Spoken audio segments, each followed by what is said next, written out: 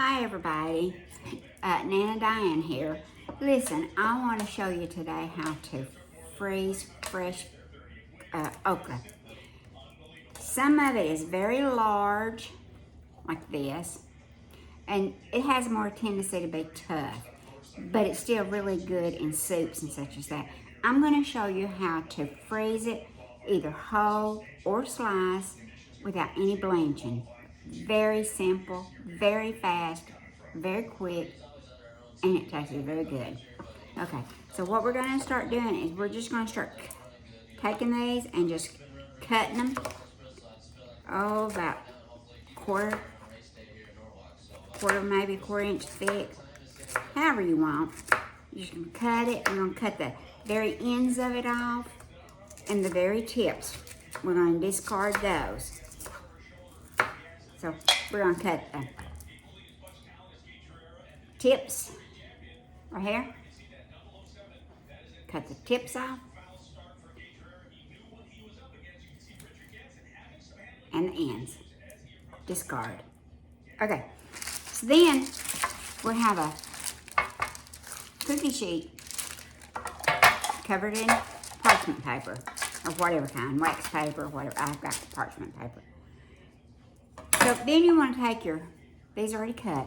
You just want to take these, let me show you, and just pour them just like this on your baking sheet. No prepping it whatsoever. No salting. Slice it out like this. The only reason that we're doing this is so that when we freeze them, they're not going to be clumped together. So we're going to do like this. We're going to separate them so that they're not touching. And then we're going to freeze them just like this. We're going to put them in the freezer for about 30 minutes, maybe 30 minutes to 4 hours, I'd say. Let them get completely frozen, okay?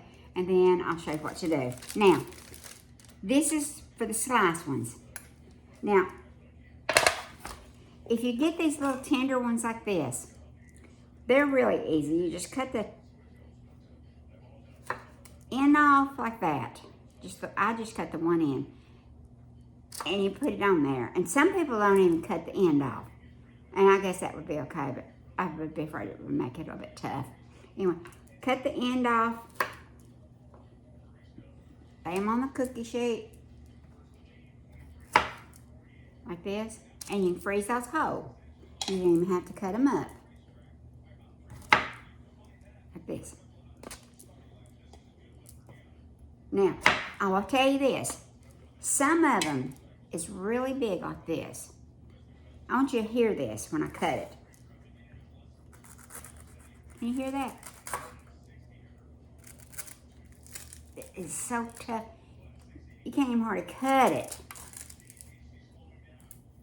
So you may not want to use that. Some people do, some people don't.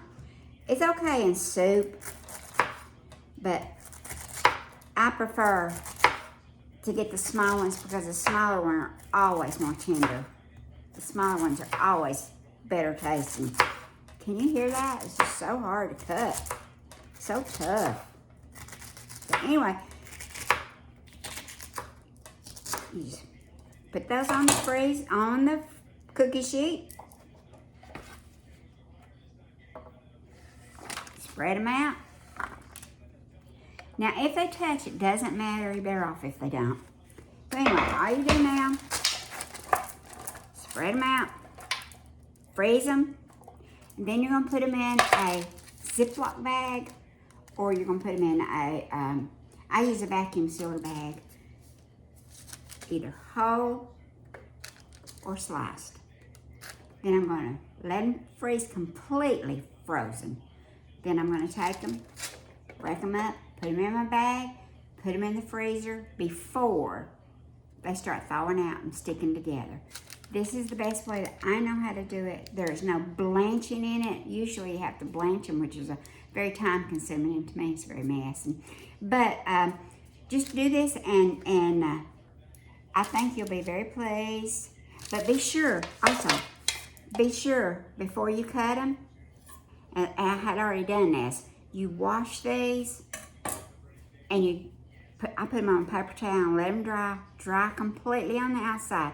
Because if it's got moisture on the outside, when you slice them, the moisture's going to get in it and it's going to make your slices soggy and it's going to make it sticky and it's not going to be as good. So anyway, you don't have to salt these or anything. I hope you'll try this. Very easy. You'll be glad you did when wintertime comes.